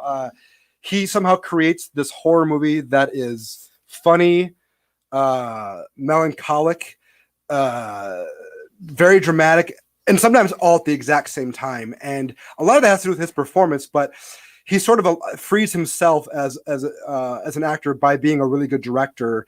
And he creates this movie about toxic masculinity, about suffering, about alcoholism. There's so much going on in this movie, and none of it would work if it wasn't for his direction. And this is one of the great movies of 2020, I think. And I think, he was one of my nominees, and I'm another director I'm excited to see where he goes next. Yeah, I mean, I'm glad Jim Cummings is getting some recognition tonight.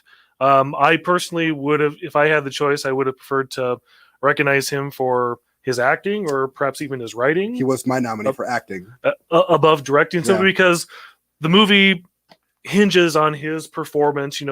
Creating this character, who's wildly unqualified, to be thrown into this whole situation involving a potential werewolf and trying to, excuse himself out of, or get out of this whole situation by any means necessary. That's a strength at its point, but certainly to weave these, genre elements together with, what you mentioned about, masculinity and all that, that's no small feat in itself. Yeah. So. This movie's a tightrope walk, and somehow he nails it. I would say this was one of those ones where when it came up once, because this was not one of the ones that I put up for nomination. When I saw the trailer, the trailer came off as kind of your B movie horror comedy ish kind of thing, and I was like, "What am I getting myself into?" Unlike The Vast of Night, this one kept me the entire time. Yeah. It's a short movie. I think it's like 80 minutes long. Yeah. Minus credits. And one thing I actually appreciate is to be the director, writer, actor, basically doing the trifecta of the film. I think he pulls off a great job. Plus the fact that of the cast that he's got around him and whatnot, I think he does also exceptionally well in giving them the proper direction. Because like I look at Ricky Lindholm and I don't see like the dramatic aspect of what she gave in this film. This is one of the last performances we get out of Robert Forster. It is the last performance, yeah. Which made me sad when I saw his name on there. But the fact that he's able to give such great direction to them as well as just pulling off himself, this is one of those ones where like I was able to keep engaged with this whole thing because I want to know how everything was supposed to play out. Like this kept me wanting to keep wanting more. Yeah, I mean there's scenes where it's this great dramatic directing, great comedic directing, and then he also just nails the horror directing as well. And he's got all of it just at a top level. Yeah. Our next one's Spike Lee for Da 5 Bloods. I'll make no secret about it. Spike Lee's one of my favorite directors. I definitely nominated for him this movie. Spike Lee makes very, very messy movies, and this is no exception. It's all over the place on purpose, and I think that is one of its strengths. And to make a movie about how Black soldiers participated in Vietnam, how their lives were affected by it afterwards, and like Derrick so eloquently put it earlier, how one of them is a Trump supporter and why he thinks that way. It's a wonderful movie. In true Spike fashion, he brings it into reality at the end. There's an actual like Black Lives Matter group that comes in. That feels very as of now. It wouldn't surprise me if he shot it a week before the movie was supposed to premiere. I love this movie. Yeah, I mean, obviously, even though it's, leaping through multiple timelines, all these flashbacks to the Vietnam War itself, again, it still feels very timely, as you would expect from a Spike Lee movie. And I did also enjoy, there's this epic feel to it, as they're going through, modern day Vietnam, they're going on this treasure hunt, there's also a very entertaining movie in and of itself, building upon what he kind of synthesized with Black Klansman. You've kind of got that social and political commentary, but you've also just got, this treasure hunt movie and all the elements that come with that, so it's the full package. Yeah. And I like that Spike Lee he knows he's making a movie. he doesn't hide it. You know, like characters talk to the screen. Yep. Sometimes he'll put characters on like a conveyor belt and just have them like coming at the screen as if they're walking, but they're clearly not walking. Yep. Just little things like that that he adds. Got that at the end. Little flair to his movies. Mm-hmm. Unfortunately, and I'd say this unfortunately in fashion, just the fact that unfortunately Spike Lee has always been a weird like black hole blind spot, thank you, that I have. I mean, pretty much I think 25th Hour is the only one of his that I have seen. Mm-hmm. And regrettably so. Going into this movie is absolutely fantastic. Yeah. The one thing that it took me a minute to understand it, but I appreciate what he was going with it was the fact that we have a lot of flashbacks to 70s Vietnam, but we don't recast for the young versions that's of a great them. Point. And the first scene, it took me aback. Mm-hmm. But what I gleaned out of it is we're getting great performances of the then versions and the now versions of some of these characters, which I think truly holds to what he was trying to get over this here. And I think in terms of the look and how he was able to, like you said, like the treasure hunt, to have the modern day Vietnam and a lot of the PTSD that was coming from Delroy, and all of that here. I think he does a phenomenal job in giving us modern day Vietnam and what these guys went through, 50 years ago. Yeah, and also we lost Chadwick Boseman in 2020, and I mean this, and I've not seen. I'll see Rainey tomorrow, but what a movie to sort of end off with. What a great year for him to go off in. Unfortunately, with this and that, and Chadwick Boseman just crushes his performance in this movie. He doesn't have a lot of screen time, but again, when he's there, he is the movie when he's there. Well, and that's one thing I like, especially coming off of Black Panther. It could have been the low hanging fruit of, well, we got Chadwick Boseman, and so we're going to glorify it. And he really is a very solid supporting character in all of this here. And they don't just try to glorify the fact that we've got Chadwick Boseman, but he still puts on an A+ performance. Yeah. And as someone who didn't watch this movie until after Chadwick Boseman's death, seeing his performance in this movie where he's kind of like this ghostly apparition, is all the more haunting for it. Yeah. Which is wild. And speaking of ghosts, we're going to move into Lee Winnell for The Invisible Man. Gosh, great transition. This is thank you. He only gets one. This is just A+ Hollywood directing. Lee Winnell could make a movie with an iPhone with a $5 budget, and he'd make it look like War of the Worlds or something. The way he shoots space in this is incredible. The way he frames sequences and blocks shots and sort of follows nothing. The camera will literally follow nothing, and you're engaged. And the way he shoots action sequences, you're engaged. And this is just another we've been saying this a lot for this category, but it's I cannot wait to see what this guy can do with a $40 or $50 million budget. Yeah, I mean, I distinctly remember after I got out of the very first showing of this movie here in Sioux Falls, I remember texting you guys and saying, every studio in Hollywood's going to be going after Lee Winnell for his next project because, again, supreme confidence behind the camera, using the space, from the very first scene, where you're already feeling that unease and tension, again, building upon the action skills that he demonstrated with his previous movie Upgrade, the beloved cult classic Upgrade, if you haven't seen it, just sheer sense of dread, even when you get the tense moments, the Invisible Man attacking Elizabeth Moss in the kitchen, just weird, surreal moments like that. Again, doing what he can, with, again, a small budget, but it is sleek and stylish. And again, yeah, I mean, certainly, his partner, James Wan, has kind of gotten a lot of praise, in past years, but now I think is really where it's Lee Winnell's time to shine. And again,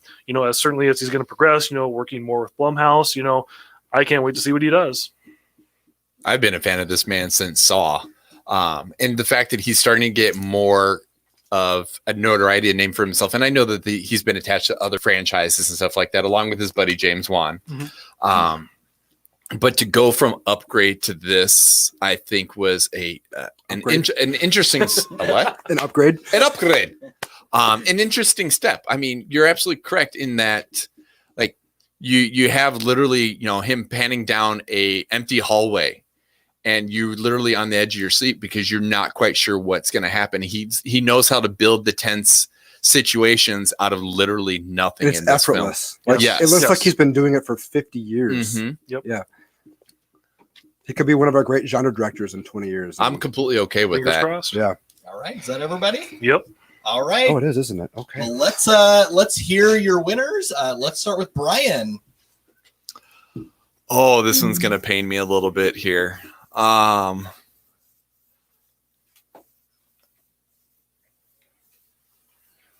I'm gonna go with Lee Winnell just because of the fact that we have such great work with nobody in frame.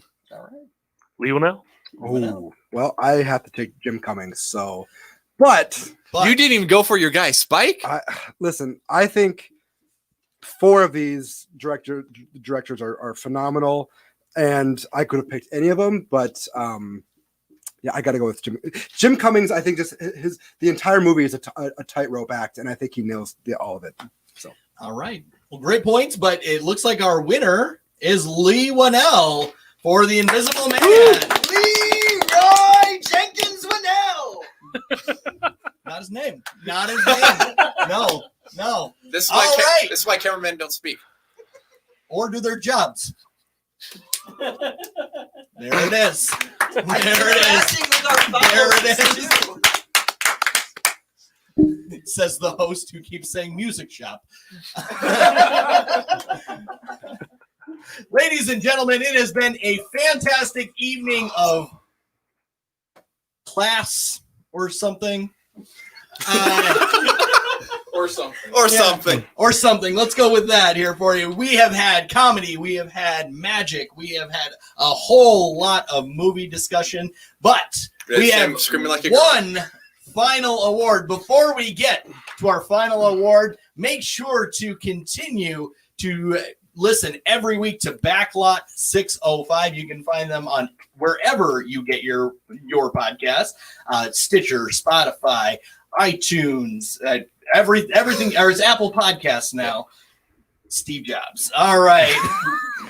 And where I get mine is Google. So, and also on YouTube. You can also check out the one you guys do /lot once a month.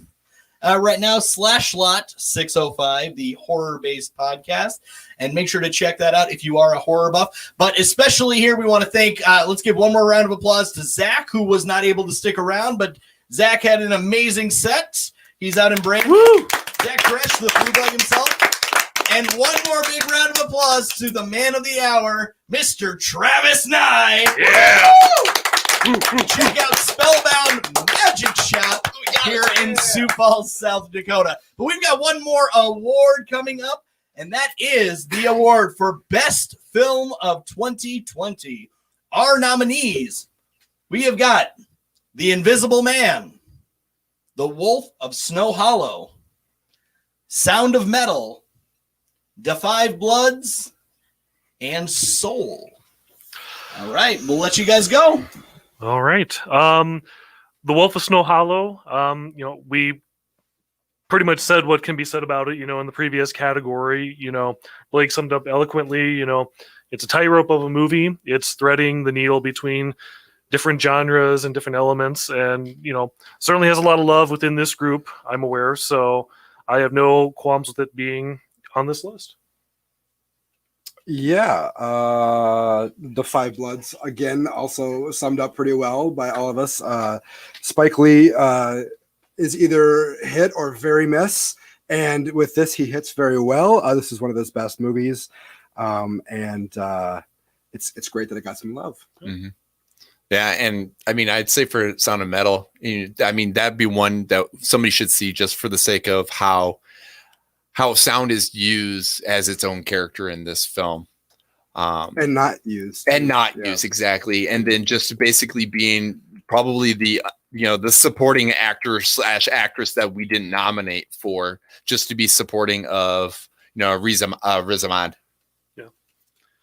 Invisible Man. Again, another movie that we gushed a lot about. We didn't really talk much about, what it was trying to accomplish, in terms of its, portrayal of gaslighting, and threading, these, modern themes of harassment into the well-worn, structure of the Invisible Man, and really modernizing it, in a way that really had its impact. It's no doubt that, when the COVID shutdown hit and all these movies are hitting VOD, the Invisible Man kind of rose to the cream of the crop already, as people were just chasing that down. So, and our final movie we haven't gotten discussed, No. so we can kind of do that. No, but this is a perfect one for you to drop off on, just for the sake of the score. Oh yeah. The score is very good. Soul is the newest Pixar movie. It is about a teacher of music, a music teacher, you would say, A jazz teacher. who and he's sort of like, I don't know if you'd say aimless, but he's not where he wants to be. Yep. He gets the gig of a lifetime, or an audition, I guess, and he gets it, but he dies on the way after he leaves the audition, and you sort of like see where his soul goes in the afterlife, and how he can get back to that, and he sort of befriends this cat, or I guess it's another like another soul, and that soul makes it into a cat, or he makes it into a cat. The soul, the other soul takes his body. Yes, sorry, and they sort of have to like navigate this world where they can figure out how to get back to normal And who they are. Yes, and living your best life, essentially. yes. This is a very good movie. I didn't love it. I do think the score is the best part. I'm biased, but Can't imagine why you're biased. yeah. Derek, I'll let you speak on this more. Yeah. I admire Pete Docter's work at Pixar. He's certainly the lead talent there right now, and I was certainly happy to see that after He Who Should Not Be Named was left or was exited from the studio, that Pete Docter picked up the mantle as the head of Pixar, because he's by far making the most challenging and ambitious movies at Pixar right now. I've said before to this group, Inside Out is the best movie Pixar has made in at least the last 10 years. I admire that movie so much. It is, it is getting at these very human elements, and really wrapping it up into just this incredibly, it's an effortless way to kind of discuss, human nature and human emotion and stuff More like than that. Coco, even for you? Oh yeah, absolutely, absolutely. And that's saying something for Coco. Yeah. And Soul, he's trying to do a lot of that. I've said, I don't think Soul is as good as Inside Out, but again, Soul is really trying to, really delve into, like, what does it mean, to live a life and have a fulfilling life, as well as just being, a very, ultimately a very optimistic and hopeful movie, and I'm glad that, it had, its Christmas Day Disney Plus release, where it could reach, a massive audience all at once, in a, at the end of a year, we kind of really needed a life-affirming movie to enjoy. So again, what I really want to admire from this movie is, hopefully, this is the kind of movie that we'll keep getting from Pixar, after years of having like Cars 3 and Finding Dory and Monsters University, that will have these very innovative and original movies coming from Pixar again, like they did, when, they were first emerging and we were growing up. I really hope that this will be a second wind. You don't want Bugs Life 2? Two Bugs, Two Life is the best Pixar sequel to come out of the last decade. So That's wrong, Sam. no, I'm definitely glad we did get that Christmas Day release with this here. It seemed like a very fitting time release for this film because of the year that we've had. I do think I be it, voice over, talent that we have here, but I think the chemistry that Jamie Foxx and Tina Fey had in this here, I definitely think speaks volumes for this film, because I do think that it is partly that is what helps make this film truly work. Trent Reznor and Atticus Ross's score is absolutely fantastic. It just helps bring together a great movie. I don't know if I'm necessarily on the same boat as you, as like between Inside Out and Up and Coco and some of the ones of the last 10 years. I mean, there are definitely some stinkers in there. But no, this was truly I think a great way to end the year in terms of films that we did get. Yeah, and I do want to say as well, this is a very beautiful movie. I mean, even in the beginning when we're on Earth, it's just very lovingly adorned. And then, of course, when we go into the Great Before, you just get these very, immersive visuals. Pete Docter working in some kind of abstract concepts, not unlike what he did in like the one-dimensional world and Inside Out. Certainly trying to put, a unique spin and kind of making it known again, Pixar was, back in the day, the high point of animation, and certainly Doctor's trying to push that envelope again, in here as well. And with Reznor and Ross, again, I kind of call it as like, it's the Social Network sound, but happier. If I can be destructive like that. I like the Manx score a little bit more. I thought they were taking a bit more challenge with that, but certainly it's what they delivered here is what you've come to expect from them. So I'll leave it at that. All right. Are we good with our? I know we've discussed them all throughout the show. I am very interested to hear your guys' opinions and who you're picking as the winners. I think, Blake, we're starting with you on this. I'm choosing The Sound of Metal. Oh boy. Wow, he just goes straight right on in. That's all right. Yeah. That's all right. Oh boy. Let's see here. I think I see where this is going to go, but I'm gonna make it a challenge here. I'm gonna put Invisible Man. Oh, Brian. Oh, and Sam's over here going, yes, and Sam's gonna be so disappointed. So, and honestly, I think it's because it's the unsung character of the entire film. Is I'm going for Sound of Metal. Because for me, it's the sound is what literally the sound of it is what makes that film. I'm surprised by that pick, actually. Amazing. Really? Yeah, amazing. I figured you would have gone Soul. I honestly thought you were Invisible Man. So I honestly, up until I watched Sound of Metal within the last 2 weeks, it probably would have been because Invisible Man was probably one of my favorite movies of the entire year. But we got that in what, January? Late February. Late February. Yeah, but I just knew it was before COVID really hit. But no, just the use of sound, or like you said, the lack of in Sound of Metal, I think is absolutely what makes that film perfect. Yeah, 5 incredible movies, honestly. Yeah, very much so, guys. Well, the winner of our final Schmucky, our final golden thumb, is the Sound of Metal. And a cameraman that actually pointed at you. And a cameraman that actually pointed at me in a magic shop. All right, ladies and gentlemen. All right, again, thank you to Travis Nye. Thank you to Zach Dresch. We want to give a big shout out to Sam and Casey, who have been working in the background throughout this whole thing. Make sure to rate, review, and subscribe.